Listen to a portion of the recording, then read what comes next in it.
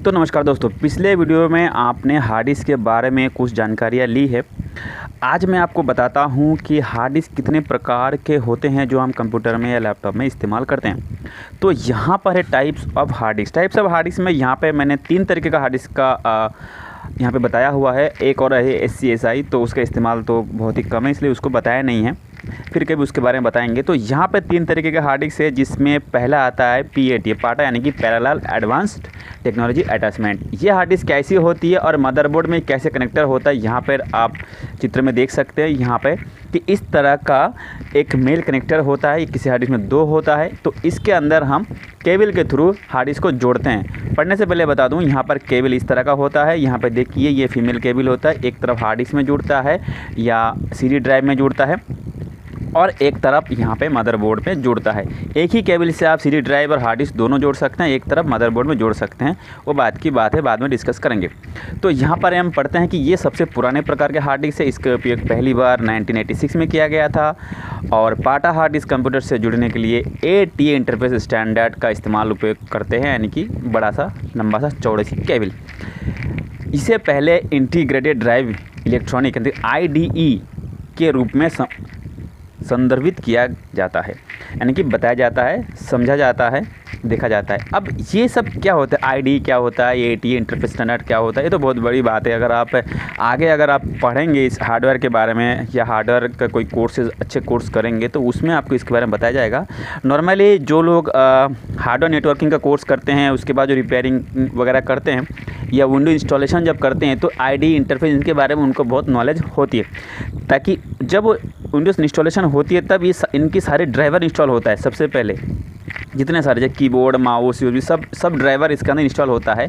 आपको एक बात बता दूं, अगर ड्राइवर इंस्टॉलेशन नहीं होगा तो हमारे मदरबोर्ड के साथ जुड़े कोई भी कंपोनेंट काम नहीं करेगा।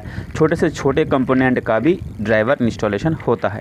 ठीक है, ड्राइवर माना इसे गाड़ी चलाने वाला ड्राइवर होता है। गाड़ी है, ड्राइवर है, अगर ड्राइवर नहीं है तो गाड़ी कौन चलाएगा। उस तरह से हार्डवेयर है, लेकिन उसके सॉफ्टवेयर नहीं है, तो सॉफ्टवेयर नहीं होगा तो हार्डवेयर को कौन रन कराएगा, वही है ड्राइवर। ठीक है, तो इसकी जो स्पीड होता है मध्यम गति, मतलब ठीक ठाक है, चलता है, बहुत पुराने ज़माने का है। ठीक है, इसके ट्रांसफ़र रेट है 133 MB/s, थोड़ा सा ज़्यादा होती है किसी में, और तो इससे भी कम होती है। ये मैक्सिमम स्पीड है।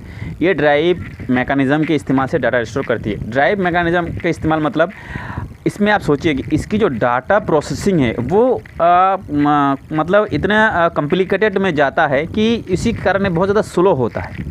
और ये जो हार्ड डिस्क होता है, इसके साथ जो जुड़े हुए इस हार्ड डिस्क में मतलब आवाज़ भी होती है, पावर ज़्यादा लेती है, बहुत सारे सिस्टम है। चलिए आगे देखते हैं। ये देखिए, ये हार्ड डिस्क में ये मेल कनेक्टर है, यहाँ पर ये हार्ड डिस्क की सारे ये केबल जुड़ता है। और ये देखिए 4 पिन वाला पावर, तो ये 4 पिन की पावर जो है यहाँ पे जुड़ता है, जो SMPS में होती है।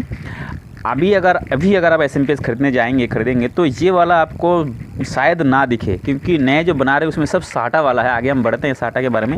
सब SATA पावर है उसमें, ये IDE वाला पावर उसमें कमी है, पुराने हार्ड डिस्क में है। और फिलहाल जेब्रोनिक्स वाले अभी हार्ड डिस्क में एक ये सपोर्ट दे रहा है, जेब्रोनिक्स के SMPS खरीदेंगे, बाकी बहुत ही कम है। तो ये 4 पोर्ट में ये पावर लगती है। और यहाँ पर 40 या 39 पिन में ये वाला पाटा केबल बोलते हैं इसे, या IDE केबल बोलते हैं, ये यहाँ पे लगती है। और इस हार्ड डिस्क के बीच में जो है ये 4 छोटे देखो जोड़ा देखते हैं, मतलब 8 पिन है।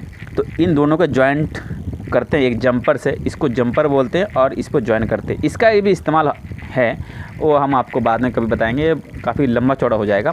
आज तो सिर्फ हार्ड डिस्क के बारे में बता देते हैं। तो नॉर्मली आप घर पर भी हार्ड डिस्क को देख के पहचान सकते हैं कि कौन सा पुराने ज़माने का है, कौन सा नए ज़माने का, कौन सा आपको इस्तेमाल करनी चाहिए। ठीक है, आप वीडियो को पूरा देखना, तभी आप समझ पाएंगे। अब बताते हैं IDE हार्ड डिस्क। इसका इस्तेमाल ना के बराबर मतलब है ही नहीं। जो पुराने सिस्टम है, मेरे पास कुछ ऐसे कंप्यूटर आते हैं, डेस्कटॉप आते हैं, रिपेयर के लिए आते हैं, या मैं जाता हूँ तो वहाँ पे कहीं मैंने ये देखा है। अब इसकी मेमोरी जो होता है, मैं बता दूँ, ये 5 GB, मतलब आप सोच सकते छोटे हार्ड डिस्क भी इसका था। मेरे पास 5 GB का हार्ड डिस्क था, जो मतलब ख़राब ही हो गया है, चलता नहीं था। फिर 10 GB, 20 GB, 40 GB, 80 GB है ना। 80 GB तो इसका सबसे मतलब ज़्यादा ही है। 80 GB मतलब उस समय तो बहुत बड़ा माना जाता था। ठीक है, उसके बाद SATA आया तो फिर तो भाई कमाल की बात है। SATA भी 40 GB है, 40 GB 80 GB 160 GB है, लेकिन वो अब कम ही लोग इस्तेमाल करते हैं। 160 से ज़्यादातर लोग इस्तेमाल करते हैं SATA, ठीक है। तो कुल मिला के आइडिया हार्ड डिस्क जो है, ये वाली हार्ड डिस्क जो है, ये इसका इस्तेमाल बहुत ही कम है या ना के बराबर है। अभी मार्केट में तो नया तो मिलेगा ही नहीं, पुराना किसी किसी के पास मिल सकता है, ठीक है। नेक्स्ट हमारे पास है दूसरा नंबर SATA, जिसको हम सीरियल एडवांस टेक्नोलॉजी अटैचमेंट कहते हैं। अब SATA का पोर्ट मदरबोर्ड के ऊपर कुछ इस तरह से होता है, देखिए ये ध्यान से देखिए, किसी में 4, किसी में 5, किसी में 2, किसी में 6, अलग अलग मदरबोर्ड पे अलग अलग होता है। मदरबोर्ड की जो वीडियो है वो मैं कभी डाल दूंगा, मदरबोर्ड के बारे में आपको बताऊंगा, सारे पोर्ट सारे कनेक्टर के बारे में। आज मैं बताता हूँ SATA पोर्ट जो मदरबोर्ड में लगती है, इस SATA पोर्ट के थ्रू यहाँ पे आप हार्ड डिस्क लगा सकते हैं, किसी तरह के हार्ड डिस्क लगा सकते हैं जो SATA पोर्ट हो, और यहाँ पर आप CD ड्राइव लगा सकते हैं इसकी SATA पोर्ट हो, और इसमें कुछ SATA कुछ कन्वर्टर होती है जो ATA से SATA में कन्वर्ट करता है, वो भी यहाँ पे आप लगा सकते हैं। मतलब ये वाला पोर्ट वाला कहीं पर भी लगा सकते हैं अगर आपके पास है। तो आज के अधिकतर कंप्यूटर में या लैपटॉप में आप इस प्रकार के जो हार्ड डिस्क है उसके इस्तेमाल आप देखेंगे। जो पैरेलल जो हार्ड डिस्क है SATA ड्राइव, उसके मुकाबले SATA वाला जो हार्ड डिस्क है वो बहुत ही स्पीड में काम करता है, मतलब उससे मुकाबले स्पीड में काम करता है। इससे भी एक और स्पीड वाला है जिसको SSD बोलते हैं, आगे बढ़ेंगे। तो SATA हार्ड ड्राइव का इस्तेमाल आप नॉर्मली करते हैं और करते रहेंगे, क्योंकि यही बहुत ही अच्छा है। इसकी जो स्पीड है वो 150 Mbps पर सेकेंड, अच्छा 600 Mbps पर सेकेंड होता है, मतलब काफ़ी बेहतर है, काफ़ी स्पीड ज़्यादा है। विंडोज़ वर्क इंस्टॉलेशन में भी SATA हार्ड ड्राइव काम करता है और डाटा स्टोरेज में भी काम करता है। पिछले वीडियो में आपने जो WD का जितने सारे कलर वाइज जो हार्ड डिस्क देखा है उसमें सब SATA वाला ही था, ठीक है। उसके बाद SATA केबल जो होती है, ये आप देख सकते हैं केबल का फोटो, यहाँ पर तो छोटे छोटे केबल होते हैं, लचीला होती है और बहुत ही पतली होती है, हल्की होती है, ठीक है। और इस केबल के जो SATA केबल उसके मुकाबले बेहतर है, बेहतर तो हो नहीं है। देखो जितना छोटा होता जा रहा है चीज़ें, उतनी पावरफुल होता जा रहा है, उतना धमाकेदार होता जा रहा है। देखा ना आपने, मेमोरी कार्ड जब नहीं था तो क्या था, बड़े बड़े चीज़ें होती थी। आज मेमोरी कार्ड इतना छोटा हो गया है और उसकी पावर भी ज़्यादा हो गया। तो ये सोचिए, जो चीज़ छोटा होता जा रहा है, माइक्रो होता जा रहा है, उसकी पावर ज़्यादा होता जा रहा है, ये तो आप मानेंगे ही।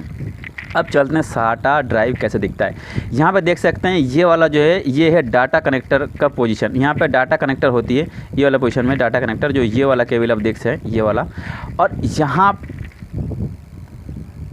सॉरी मैंने गलत बोल दिया है, यहाँ पे जो बड़ा वाला है, यहाँ पे होती है पावर कनेक्शन की पावर, ठीक है। बहुत बड़ी गलती है, बोलते बोलते मैं थोड़ा सा अलग चला गया था।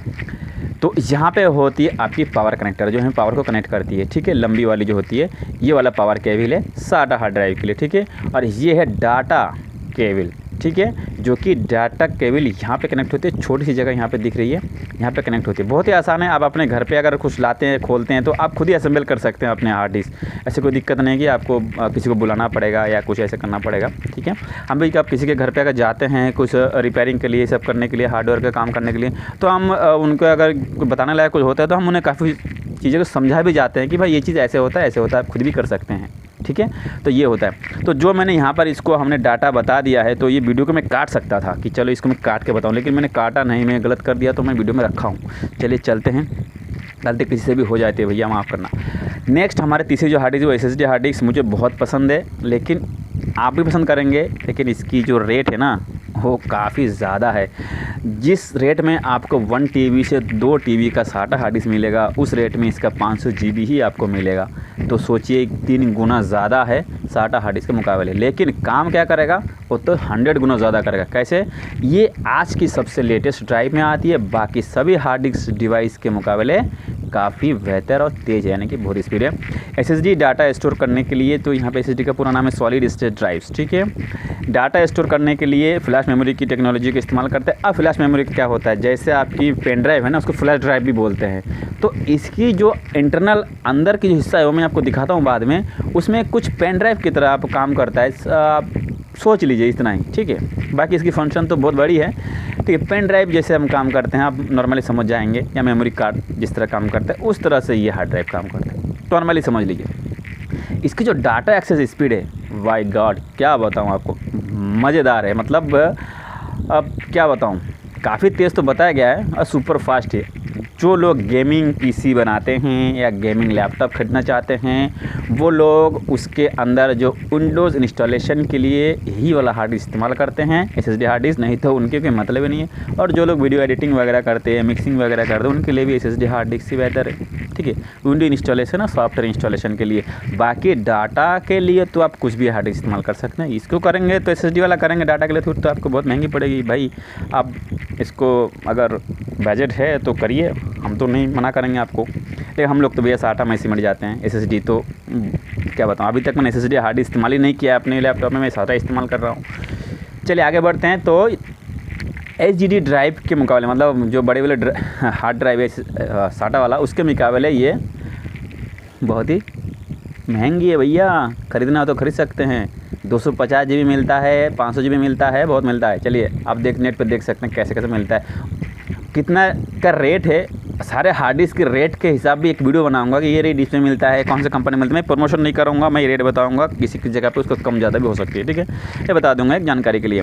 अब हम बात करते हैं SSD वर्सेस HDD, यानी कि जो हमारे नॉर्मल हार्ड डिस्क है जो हम खुद इस्तेमाल करते हैं वो ये वाला हार्ड डिस्क है, और SSD हार्ड डिस्क जो है वो कुछ बड़े बड़े लोग भैया जिनके पास मुद्राएँ हैं, पैसे हैं, वो लोग इस्तेमाल करते हैं। तो आप भी कर सकते हैं। तो अब इसके अंदर अंतर क्या, अंतर देखिए, स्पीड में अंतर है, उसके बाद इसकी जो आवाज़ है उसमें तो बिल्कुल आवाज़ नहीं है। SSD वाले में तो आवाज़ होती ही नहीं, एकदम साइलेंस है बिल्कुल, और इसमें आवाज़ें होती है।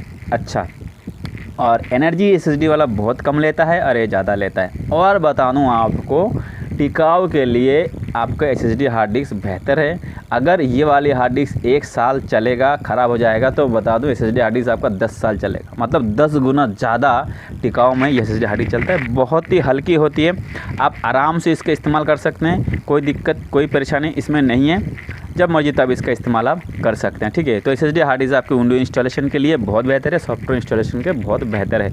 और ये वाला हार्ड डिस्क इस्तेमाल कर सकते हैं, ऐसी कोई बात नहीं है। मैं तो आपको बता दूं जानकारी के लिए, ये हार्ड डिस्क ऐसे होती है, इस तरह से आपको मिल जाएगा। ठीक है, तो चलिए और एक बार बता दूं, SSD हार्ड डिस्क की जो पावर कनेक्टर है वो SATA हार्ड डिस्क की तरह ही है, बिल्कुल सेम टू सेम। यहाँ पे आपका डाटा कनेक्टर होता है, यहाँ आपका पावर कनेक्टर होता है, सेम टू सेम है, कोई अलग नहीं है। ठीक है, इसके लिए इसके अलग से केबल लाने की ज़रूरत नहीं है। बाकी वैसी जो नॉर्मल हार्ड डिस्क में लगती है SATA, वही इसमें लग जाती है। ठीक है, तो ये छोटा सा वीडियो था कि हार्ड डिस्क के ऊपर हार्ड डिस्क कितने प्रकार का होते हैं, कैसे कैसे होते हैं। उम्मीद है आपको समझ में आ गया है, और कुछ परेशानी हो रही है समझने में तो आप कमेंट बॉक्स से कमेंट जरूर करना, मैं आपको उस तरह की वीडियो बनाऊँगा।